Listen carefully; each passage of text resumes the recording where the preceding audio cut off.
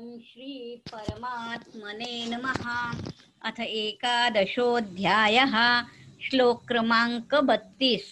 लोकोऽस्मि लोकक्षय प्रवृत्तो लोकोऽस्मि लोकक्षयकृत् प्रवृद्धो लोकोऽस्मि लोकक्षयकृत् प्रवृद्ध लोकान् समाहर्तुमिह प्रवृत्ता लोकान् समाहर्तुमिह प्रवृत्ता लोकान् समाहर्तुमिहं प्रवृत्ता ऋतेऽपि त्वां न भविष्यन्ति सर्वे ऋतेऽपि त्वां न भविष्यन्ति सर्वे ऋतेऽपि त्वां न भविष्यन्ति सर्वे एव स्थिता प्रत्यनिकेषु योद्धा एव स्थिता प्रत्यनिकेषु योद्धा एव स्थिता प्रत्यनिकेषु योद्धा कालोऽस्मि लोकक्षयकृत् प्रवृद्धो लोकान् समाहर्तु इहं प्रवृत्तः ऋतेऽपि त्वां न भविष्यन्ति सर्वे एव स्थिता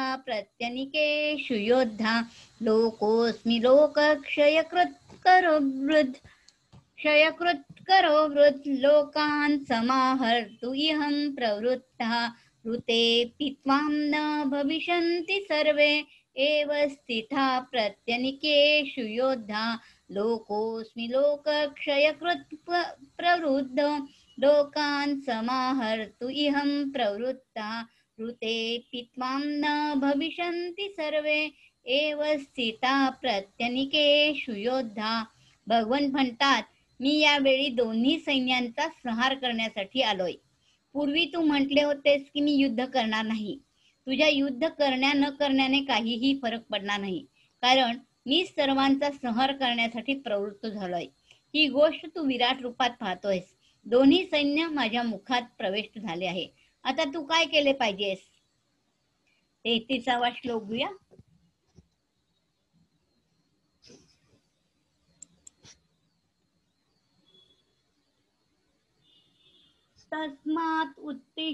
तस्मात् उत्तिष्ठ यशो लभस्व तस्मात् उत्तिष्ठ यशो लभस्व तस्मात् उत्तिष्ठ यशो लभस्व जित्वा शत्रून् भुङ्क्षस्व राज्यमृद्धं जित्वा शत्रून् भुङ्क्षस्व राज्यमृद्धं जित्वा शत्रून् भुङ्क्षस्व राज्यमृद्धं मयेवेतै निहता पूर्वमेव मयेवेते निहता पूर्वमेव मयेवेते निहता पूर्वमेव निमित्तमात्रं भव सव्यसाचिन् निमित्तमात्रं भव सव्यसाचिन् निमित्तमात्रं भव सव्यसाचिन् तस्मात् उत्तिष्ठ यशो लभस्व जित्वा शत्रून् भुङ्क्षस्व राज्यसमृद्धं मयेवेते निहता पूर्व एव निमित्तमात्रं भव सव्यसाचिन्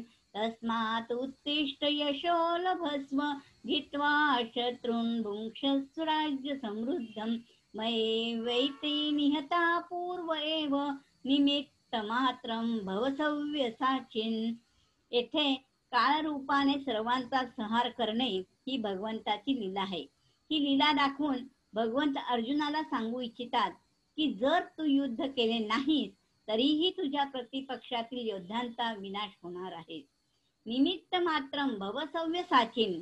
निमित्त मात्र बनण्याचे तात्पर्य हे नाही की नाममात्र कर्म करणे, तर त्याचं तात्पर्य हे आहे की आपली संपूर्ण शक्ती पणाला लावली पाहिजे, परंतु स्वतःला कारण समजू नये.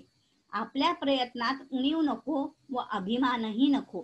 भगवंतानी आपल्याला जे काही दिले आहे, बल विद्या योग्यता, ती सर्व उपयोगात आणा.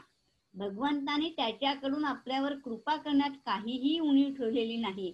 आपण केवळ निमित्त बनायचं आहे. तू युद्ध कर, तुझा विजय होईल. त्याचप्रमाणे आपण निमित्त मात्र होऊन साधना करायची आहे आणि संसारावर विजय आपलाच होईल. हरये नमः हरये नमः हरये नमः.